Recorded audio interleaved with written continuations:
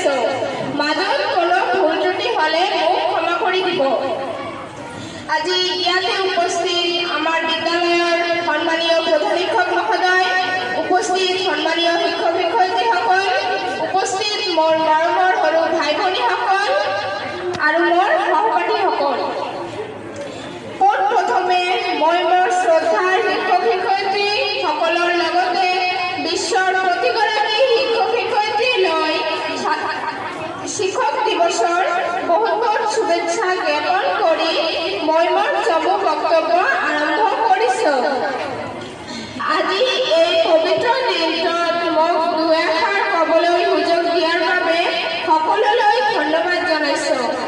আজি 5 ছেপ্টেম্বৰ আৰু আমি সকলোৱে জানো যে প্ৰতি বছৰে 5 ছেপ্টেম্বৰ তাৰিখে সমগ্ৰ ভাৰতবৰ্ষ শিক্ষক দিৱস পালন কৰা হয়।